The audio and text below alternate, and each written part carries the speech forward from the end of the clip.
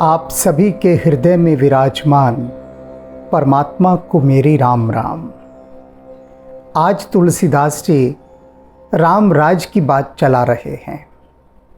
क्या है राम राज, कैसा है राम राज? यह शब्द राम राज हम जन्म से ही सुनते आए हैं। अनेक कथाओं में, कहानियों में, किस्सों में राम राज की हमें एक ऐसी सुखद परिकल्पना दिखाई जाती है कि लगता है कि प्रभु कृपा से यदि सच में ही राम राज आ जाए तो फिर कहीं कोई दुखी नहीं होगा। लेकिन राम राज है क्या, इसे जानना है। राम राज दो शब्दों से बना है, राम और राज, यानी राम का राज, राम का राज्य, राम का साम्राज्य। अब उस साम्राज्य में राम का होना बहुत आवश्यक है। राम राज के लिए राम तो चाहिए ना, और जब तक राम स्वयं नहीं होंगे तब तक राम राज हो ही नहीं सकता। तो राम राज लाने के लिए राम को तो लाना ही होगा। अब लाइए, राम को कहाँ से लाएंगे? लाइए, वे तो स्वयं आते हैं। अब यहाँ इन्हीं गहरी और रहस्यपूर्ण और सूक्ष्म बातों की चर्चा होगी कि क्या राम की उपस्थिति के बिना भी रामराज आ सकता है? यह मूल्यवान प्रश्न है, क्योंकि राम तो आने से रहे, राम तो आकर चले गए, जो लीला करनी थी करके चले गए। अब दोबारा उसी रूप में, उसी स्वरूप में, उसी फॉर्म में राम तो आने वाले नहीं है। तब क्या कीजिएगा? चाहिए सभी को रामराज, राम है नहीं, राम को लाना है, राम के बिना रामराज लाना है। अब बड़ी जटिल समस्या हो गई। तो आज इसी हम घेरे के अंदर कुछ ना कुछ खोजेंगे, और तुलसीदास जी खोज के निकाल दिए हैं पीछे। प्रसंग के समय उसको बताया जाएगा। चारहु चरण धर्म जग माही, पूरी रहा सपनेहु अगनाही। कह रहे तुलसीदास जी की धर्म अपने चारों पैरों के साथ परिपूर्ण होकर राम राज में रह रहा था, चारों पैरों के साथ। और वो चारों पैर कौन से हैं? सत्य, तप, पवित्रता और दान। इन चारों पैरों के साथ धर्म विराजमान था। और सपने हूँ अघनाही, सपने में भी किसी को पाप करने का ख्याल नहीं आता था। अब देखिए पूरा परिवेश कैसा है, वायुमंडल की शुद्धता कैसी है कि सपने में भी कोई पाप करने का नहीं सोचता था। तो सच की तो जान नहीं दीजिए, स्वप्न में कितने बुरे ख्याल आते हैं। कई बार ऐसे ऐसे स्वप्न आते कि हम सोच भी नहीं सकते कि अरे ऐसा तो हमने कभी जिंदगी में नहीं सोचा था कि हम ऐसा कर सकते हैं, और सपने में हम वही सब कर रहे थे। तो बड़ी आदमी चिंता में पड़ जाता है कि ये हो क्या रहा है, क्योंकि वास्तव में तो मैं ऐसा सोचता ही नहीं हूँ, और सपने में ऐसा बुरा सोच गया। मैं कैसे सोच गया? तो यहाँ तो पाप सपने में भी कोई नहीं सोचता था, भूल चूक से भी सपने बुरे नहीं आते थे। राम भक्ति रत नर अरुणारी, सकल परम गति के अधिकारी। जितने भी स्त्री पुरुष थे सभी राम भक्ति में डूबे हुए थे, और सब उस परम पद के अधिकारी थे। कौन सा परम पद? राम के श्री चरणों में स्थान पाना, उनके धाम में स्थान पाना। अल्प मृत्यु नहीं कवनहु पीरा, कहीं कोई अल्प मृत्यु जैसी बात नहीं थी। अकाल मृत्यु, असमय मृत्यु, और जब ऐसी बात नहीं थी तो पीड़ा भी नहीं थी कहीं पर। अधिकांश पीड़ाएं अकाल मृत्यु से होती हैं, अल्पकाल में। लेकिन राम के राज में कोई अल्पकाल में मृत्यु को प्राप्त नहीं होता था, तो किसी को पीड़ा भी नहीं होती थी। सब सुंदर सब बिरुज शरीरा, चारों तरफ सुंदर और निरोगी काया के लोग थे। अब बहुत गहरी बातें हैं, बहुत गहरी सूक्ष्म बातें।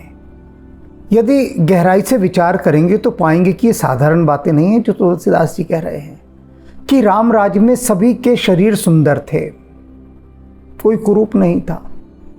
अर्थात क्या कि जब जन्म होता था तो जन्म के समय पूरी की पूरी बनावट शरीर की बहुत ठीक ठाक ढंग से प्रकृति करते थे। ये नहीं कि किसी को कैसा बना दिया, किसी को कैसा बना दिया, सबकी ठीक ठाक ढंग से होते थे और सब निरोगी काया थे, किसी को कोई रोग नहीं था। जब रोग नहीं होगा तो शरीर सुंदर होगा। नहीं दरिद्र को दुखी न दीना, कोई दरिद्र नहीं था, गरीब नहीं था, तो को दुखी न दीना, तो कोई दीन दुखी था ही नहीं। अब दीन दुखी आदमी कब होता है? जब गरीबी होती है। संसार के 99% जो दुख हैं वे गरीबी से जन्म लेते हैं। 99% दुख। हजारों संदेश मेरे पास आते हैं, हमारा व्यापार नहीं चल रहा, हमारे पास नौकरी नहीं, हम बेरोजगार हैं, हमारी नौकरी छूट गई है, हमारा पैसा किसी ने छीन लिया। बहुत बहुत संदेश आते हैं और उन सभी संदेशों में व्यक्ति दुखी है। क्यों? क्योंकि वो दरिद्र हो गया है। दरिद्र होते ही व्यक्ति को लगता है कि उसका तो अस्तित्व ही समाप्त हो गया, स्वयं को दीनहीन मान लेता है।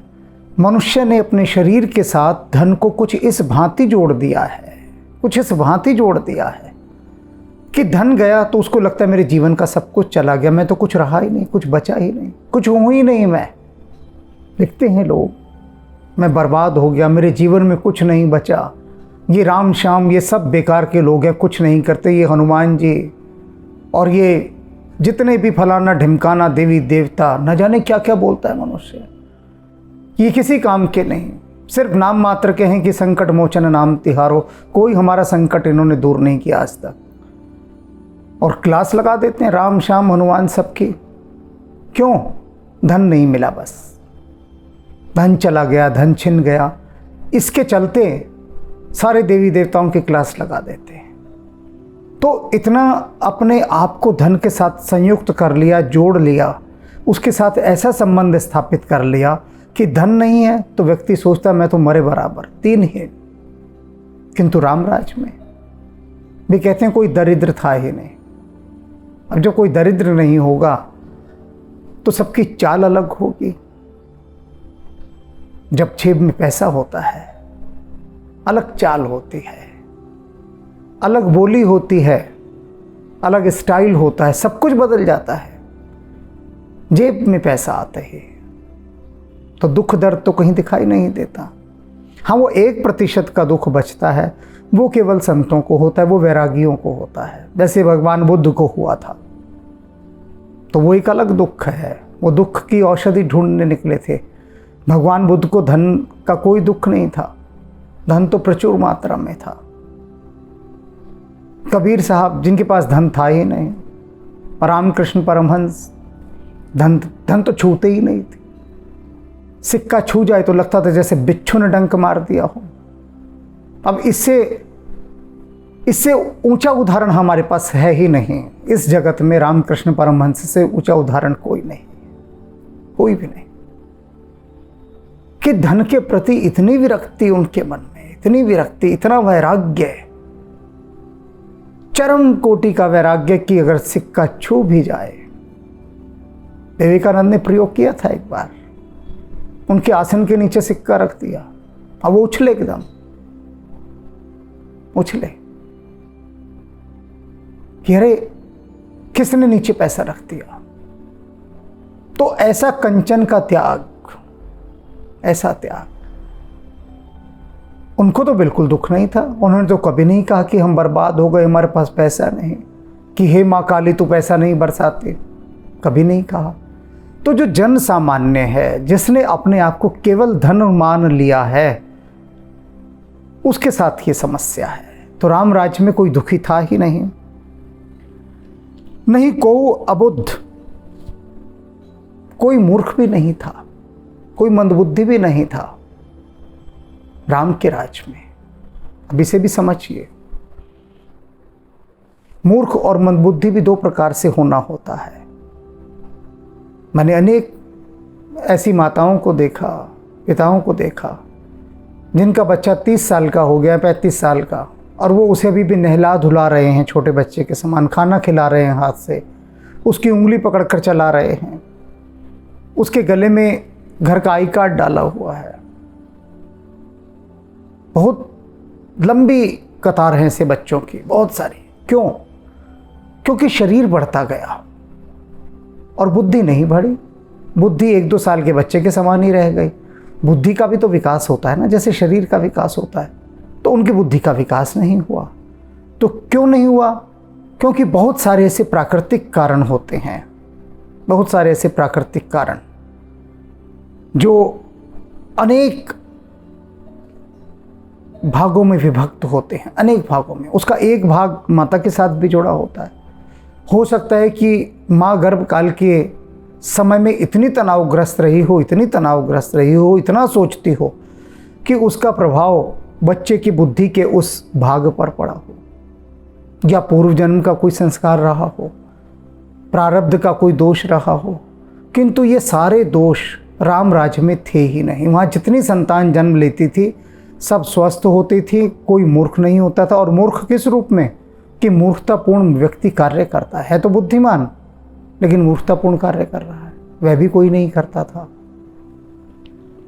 न लक्षणहीना और न कोई लक्षणों से हीन था।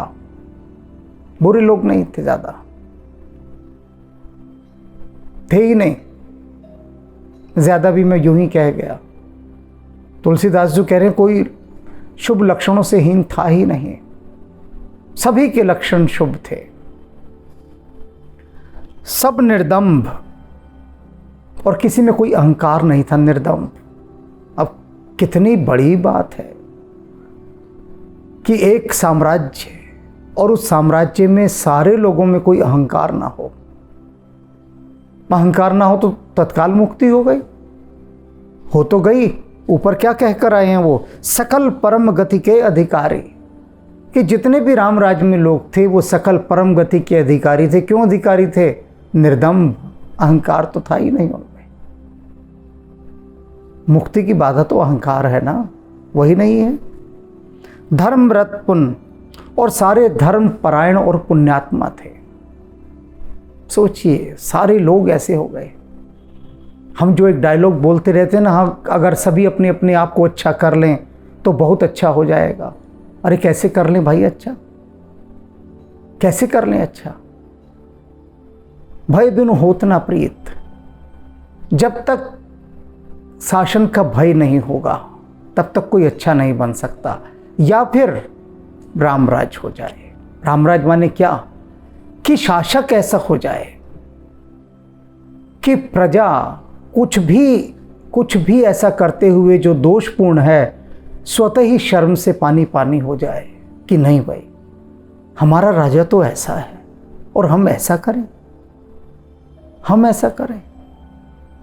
तो ये तो बहुत उच्च स्थिति है। ये तभी होती है जब राम आ जाते हैं, ये तभी होती है। तो क्या था कि सभी धर्म में रत थे, सभी पुण्यात्मा थे। नर और नारी चतुर सब गुणे, और जितने भी नर नारी थे सब बुद्धिमान थे, गुणवान थे, सब गुणज्ञ और सब गुणों का सम्मान करने वाले थे। अगर कहीं गुण देखते थे तो उसका सम्मान करते थे। और होता क्या है, हम कहीं गुण देखते हैं तो गुण देखते ही हम ईर्ष्या से भर भर जाते हैं। बहुत अधिक गुणवान को देखकर, यदि आप ही के क्षेत्र में, आप ही की फील्ड में कोई बहुत अधिक गुणी जन है तो ज़्यादातर लोग उससे ईर्ष्या करेंगे, जलेंगे, दिन रात पानी पी पी कर उसे बद्दुआएं देंगे। क्यों? कि वो इतना गुणवान क्यों है। तन बदन में आग लग जाती है अपने से ज़्यादा गुणवान को देखकर। ये कलयुग का हाल है। लेकिन रामराज में यदि कोई अपने से अधिक गुणवान को देखता था या किसी भी गुणवान को देखता था तो वो उसकी प्रशंसा करता था, उसका सम्मान करता था। पंडित सब ज्ञानी, सभी ज्ञानी थे, पांडित्यपूर्ण विद्वान लोग थे सारे, कोई भी मूर्ख नहीं था। सब कृतज्ञ नहीं कपट सयाने, और सभी लोग कृतज्ञ थे, यानी एक दूसरे का उपकार मानते थे। कोई किसी के लिए ज़रा सा भी कर देता था तो दूसरा उसका बहुत उपकार मानता था, बहुत अधिक। कोई कपटी नहीं था, कोई सयाना नहीं था। अन्यथा होता क्या है, अनेक लोग हमें बताते हैं, हमने किसी पर उपकार किया, उपकार करके उसे अपने साथ व्यापार में जोड़ा और उसने धोखे से हमारा सारा व्यापार ही हड़प लिया, हमें सड़क पर लाकर खड़ा कर दिया।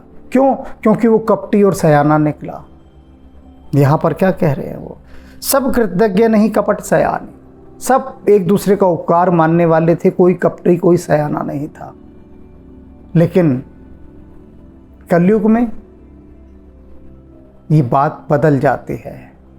कलयुग में किसी का कोई उपकार नहीं मानता और कपटी और सयाने लोग हो जाते हैं, बस अवसरवादी, मौका देखा और बस अपना स्वार्थ सिद्ध किया। राम राज में ऐसा नहीं।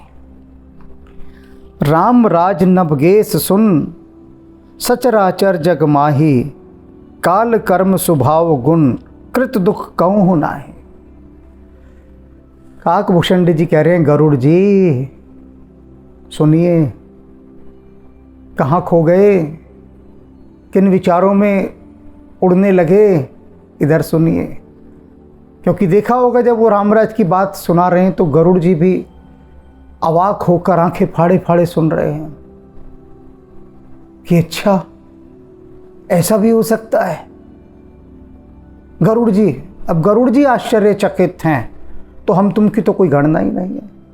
तो उनका ध्यान थोड़ा सा हिला रहे हैं काकभूषण जी, कहते सुनिए गरुड़ जी, सचराचर जग माही, इस जग में, इस संसार में जितने भी जड़ और चेतन हैं, सचराचर सजीव और निर्जीव जितने भी हैं, वो सब सभी काल कर्म और स्वभाव के अंतर्गत इस संसार में सभी अपने अपने दुखों को भोग रहे हैं। लेकिन रामराज में ऐसा नहीं था। वहाँ पर काल कर्म स्वभाव गुणकृत दुख काऊ होना है। हमें जो भी दुख होते हैं ना, जो भी दुख प्राप्त होते हैं, उनके तीन मुख्य कारण होते हैं। क्या कारण? काल, एक तो काल के कारण, कर्म और स्वभाव। ये तीन चीज़ों से हमारा दुख उत्पन्न होता है, इन तीन चीज़ों से। लेकिन रामराज के अंदर गुणकृत दुख काऊ नाहि, इन तीनों से उत्पन्न हुए किसी भी प्रकार के कोई दुख व्यापते नहीं थे, कोई दुख नहीं था, न काल के कारण, न स्वभाव के कारण और ना ही कर्म के कारण। क्योंकि स्वभाव तो बता दिया सभी का कैसा है। सभी एक दूसरे का सम्मान करते हैं, धनी हैं, समृद्ध हैं, सुंदर काया है, निरोगी काया है, किसी में अहंकार नहीं है, तो स्वभाव से तो दुख हुआ ही नहीं। कर्म, सपने में भी कोई पाप के बारे में नहीं सोचता, तो कर्म कभी कोई दोष उत्पन्न नहीं हुआ। काल, किसी की अकाल मृत्यु होती नहीं, तो काल के कारण भी दुख नहीं हुआ। अर्थात दुख नाम की कोई चीज़ कोई जानता ही नहीं था। भूमि सप्त सागर मेखला। अब जानिए रामराज था कहाँ तक। कोई अयोध्या तक नहीं था। लोग, एक व्यक्ति कह रहा था राम तो सिर्फ अयोध्या तक के ही राजा थे। हाँ कह लो, जिसको जहाँ तक हनुमान जी सुझा देते हैं वहीं तक वो सोच लेता है, उसको वहीं तक का दिखा दिया होगा। वो अयोध्या बस, इससे बाहर राम जी का राज नहीं था। अब तुलसीदास जी भी तो बता रहे हैं कहाँ तक था कि 7 सागरों से घिरी हुई है ये धरती, और ये सागर उसकी मेखला है। जैसे मेखला करघनी को कहते हैं। अभी जो आज की पीढ़ी है ना, वह ना मेखला को जानती है ना करघने को। यह स्त्री का एक आभूषण है जो कमर पर बांधा जाता है। उसका एक चित्र दिखा रहे हैं, उससे ज़्यादा समझ में आ जाएगा। क्योंकि अब क्या हुआ है, जो हमारे पारंपरिक शब्द हैं उनसे नई पीढ़ी बिल्कुल अनजान है, बिल्कुल नहीं अनजान। इतनी अनजान है कि मैंने एक जगह, मेरा व्याख्यान था, वह बच्चे आए थे वहाँ पर, विद्यार्थी, तो मैंने उनसे पूछा बेटा वन का क्या अर्थ होता है। तो सभी ने कहा एक। इनका एक, उन्होंने कहा हाँ, 1 के बाद 2 आता है, 2 के बाद 3 आता है, तो 1 का अर्थ 1 होता है। तो जो पहला शब्द का जो चित्र बनता है आज की पीढ़ी के अंदर, आज का बच्चा, अब जो पीढ़ी चल रही है और आने वाली पीढ़ियां, वे अंग्रेजी में ही सोचती हैं, अंग्रेजी में ही हंसती हैं, अंग्रेजी में ही रोती हैं, अंग्रेजी में ही गालियां देती हैं, अंग्रेजी में ही समझती हैं। तो उनके भीतर जो बिंब बनता है वो भारतीय बिंब नहीं बनता। अपनी धरती का प्रतिबिंब बनना चाहिए ना जब भी कोई शब्द आता है। तो वो किसका बनता है? पश्चिमी भाषा की शब्दावली का, क्योंकि सारे सब्जेक्ट वो उसी में पढ़ रहा है, तो अपने देश की भाषा से क्यों प्यार होगा उसे।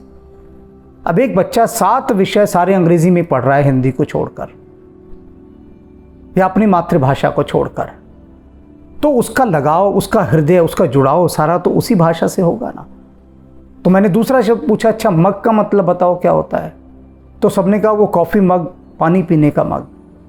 किसी ने भी नहीं बताया कि मग का अर्थ मार्ग होता है, रास्ता होता है। तो इस तरह से अब धीरे धीरे आने वाले 20-30 सालों में ऐसी एक पीढ़ी यहाँ पर तैयार होगी जो सिर्फ अंग्रेजी का ही वर्चस्व मानेगी। और कोई बड़ी बात नहीं, कोई बड़ी बात नहीं, एक दिन कोई यहाँ ऐसी सरकार आ जाए, क्योंकि एक दिन इस संसद में यदि ऐसा ही रहा देश की, तो सारे अंग्रेजी पढ़े लिखे लोग, नव पीढ़ी है ना, सारी अंग्रेजी पढ़कर आ रही है, और सब एक मत से यही घोषणा कर दें कि इस देश की राष्ट्रभाषा अंग्रेजी। कोई बड़ी बात नहीं, क्योंकि जो चल रहा है उसके हिसाब से संसार के, मैंने अनेक देशों में बात की, अनेक देशों के साधक आते हैं भारत में, फ्रांस के, जापान के, जर्मन के, अनेक देशों के। सभी से पूछा मैंने कि भाई, और चीन, कि क्या आपके देश में सारे विषय बच्चों को अंग्रेजी में पढ़ाए जाते हैं? तो उन्होंने मुंह बिचका लिया। मैंने कहा क्यों पढ़ाएंगे अंग्रेजी में, हमारे पास अपनी भाषा नहीं है क्या? जापानी, चीनी, इन्होंने सारा विज्ञान, गणित, सब कुछ इन्होंने अपनी भाषा में विकसित किया, और आज हमारे से देखो हजारों साल आगे हैं ये लोग, कितने उन्नत हैं ये लोग। वो 500 किलोमीटर प्रति घंटे की रफ्तार से रेल चला रहे हैं, कितने उन्नत हैं। सब कुछ अपने देश की अपनी भाषा में किया, अपने देश की भाषा में।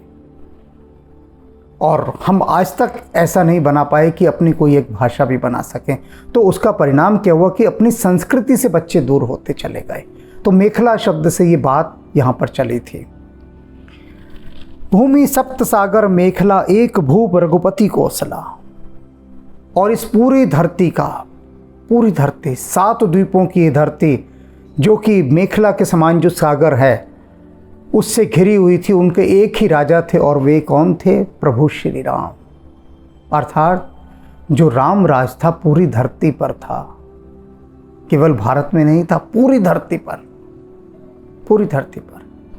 और इसीलिए आप देखेंगे संसार की किसी भाषा को आप देख लीजिए, वहाँ पर ऐसे अनेक शब्द मिलेंगे जो संस्कृत से जन्मे हैं, अनेक शब्द। भुवन अनेक रोम प्रत जासो, यह प्रभुता कछु बहुत न तासो। अब तुलसीदास जी यहाँ देखिए कितनी, मतलब हमें सजग करने वाली बात बता रहे हैं। कह रहे हैं कोई बहुत ज़्यादा अपनी छाती मत फुला लेना ये सोचकर कि तुलसीदास ने कितनी बड़ी बात बता दी कि इस पूरी धरती के स्वामी प्रभु श्री राम थे। कहते कोई बड़ी बात नहीं है, कोई बड़ी बात नहीं। क्यों? भुवन अनेक रोम प्रत जासु, वे प्रभु श्री राम जिनके एक एक रोम में अनेक अनेक ब्रह्मांड समाये हैं, अनेक अनेक ब्रह्मांडों का जन्म होता है, उनके लिए यह प्रभुता कुछ बहुत न तासो। कोई बहुत बड़ी चीज़ थोड़ी ना कह दी मैंने। तुलसीदास जी कह रहे हैं यदि प्रभु श्री राम का राज्य पूरे संसार में था, एक ही राजा था बस एक धरती का, प्रभु श्री राम, और जब वे राजा थे तो कोई मैं बड़ी बात नहीं कह रहा, क्योंकि धरती है क्या उनके लिए? ये तो हम तुमको लगता है कि कितनी बड़ी धरती है, उनके लिए कुछ भी कोई बड़ी बात नहीं है उनके लिए। सो महिमा समझत प्रभु केरी, यह बरनत हीनता घनेरी।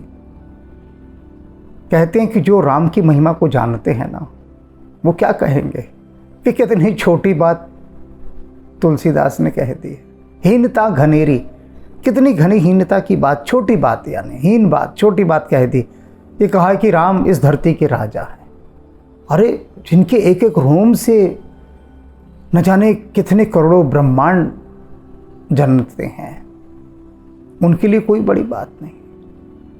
अब यहां एक दूसरी गहरी बात समझने वाली है। ये जो बात कही है ना, राम पूरी धरती के राजा थे। अब इसका राज समझ लीजिए, इसकी गहराई, इसका रहस्य। आज संसार में सारे लोग दुखी क्यों हैं? 1-8% को छोड़कर।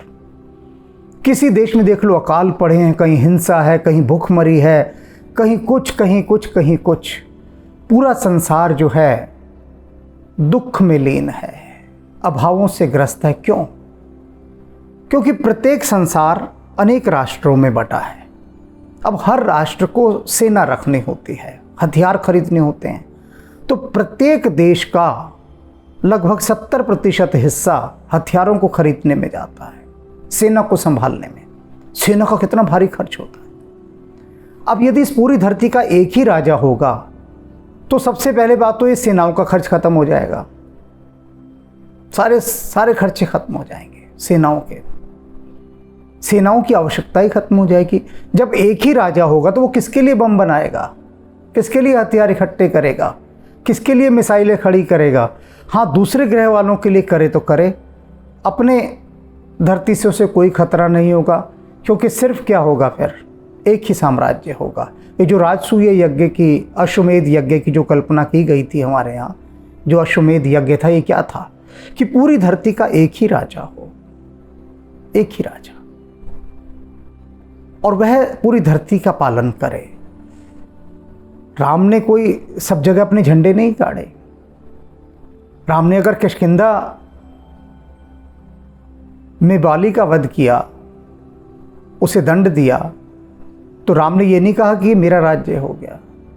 उसको सुग्रीव को दिया, लंका में विभीषण को बिठाया, और अभी जब सबको विदा कर रहे थे तो सबको क्या कहा कि तुम सब अपने राज्य में जाओ और वहां जाकर मेरा सुमिरन करना और मनसा वाचा कर्मणा प्रजा की सेवा करना। ये है रामराज। कहीं भी किसी भी काल में रामराज हो सकता है यदि राम के इन सिद्धांतों को अपनाकर, इस जीवन दर्शन को अपनाकर। राम तो वनों में थे 14 वर्ष तक, लेकिन अयोध्या में फिर भी रामराज चलता रहा। कैसे? राम की चरण पादुकाएं थे, राम के जो जीवन मूल्य हैं वे वहां पर थे, इसलिए रामराज था।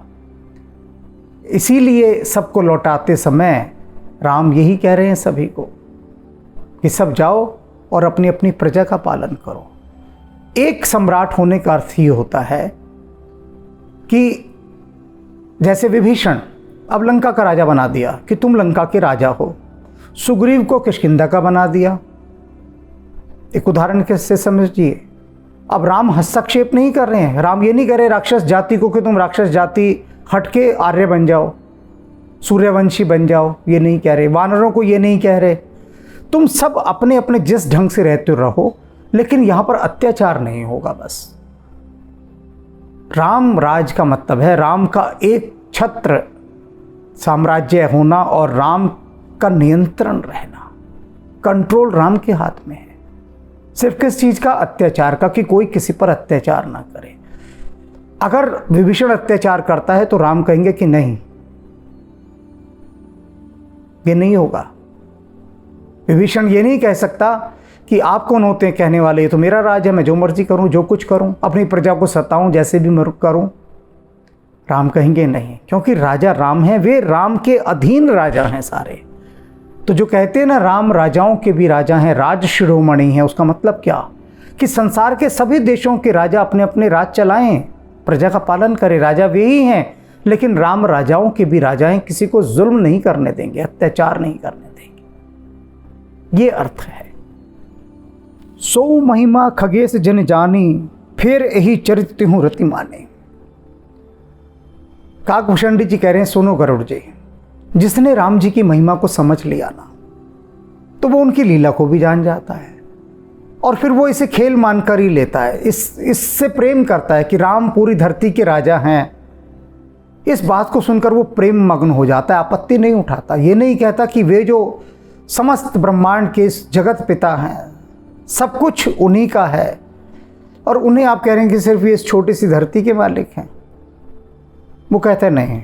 फिर वो राम की महिमा जान गया कि राम लीला करने आए हैं, तो उस लीला के अंतर्गत वो उनको इस धरती का स्वामी मानना स्वीकार कर लेता है कि ठीक है, चलो तुलसीदास जी राजी है हम कि राम इस धरती के राजा। बात तो छोटी है, लेकिन फिर भी क्योंकि वो राम की महिमा, राम की लीला को जान गए हैं। सो जाने कर फल यह लीला, कहीं महामुनिबर 10 सीला। वे मुनि लोग जिन्होंने अपने इंद्रियों को नियंत्रित कर लिया है, वे मुनि लोग इस बात को कहते हैं कि जिसने राम की लीला को जान लिया वह फिर प्रेम मग्न होकर ही रहता है। और यही इनकी भक्ति का यही फल है कि उनकी लीला को व्यक्ति थोड़ा थोड़ा जानने लगता है। राम राज कर सुख संपदा, बरनी न जाई सकल फणी से शारदा। कहते राम के राज की जो सुख संपदा है ना, उसका कोई वर्णन नहीं कर सकता। न सरस्वती कर सकती, न शेषनाग जी कर सकते। क्यों नहीं कर सकते? क्योंकि सारा धन प्रजा पर ही खर्च हो रहा है। रामराज का एक ही अर्थ है, एक ही अर्थ, कि जितना भी धन है उसका अधिकांश प्रजा के सुख के लिए इस्तेमाल हो, प्रजा की सुविधा के लिए, प्रजा के विकास के लिए, प्रजा के कल्याण के लिए। बस प्रजा ही हो एकमात्र कि उसे सुखी करना है। जैसे माता पिता घर में क्या सोचते हैं कि मेरे बच्चे को सबसे ज़्यादा मिल जाए, मेरा बच्चा अच्छा पहने, अच्छा ओढ़े, अच्छा खाए, सब कुछ उसे अच्छा मिले। माता पिता यही सोचते हैं ना। ठीक उसी प्रकार से जिस दिन जो राजा ये सोचने लग जाता है कि मेरी प्रजा को कोई असुविधा ना हो, कोई असुविधा, कोई दुख ना हो किसी भी प्रकार का, और मैं अपने बच्चे के समान उसका पालन पोषण करूं, उस दिन रामराज स्वतः प्रकट हो जाता है, शून्य में से प्रकट हो जाता है। अब ये ऐसा सोचना कैसे हो सकता है?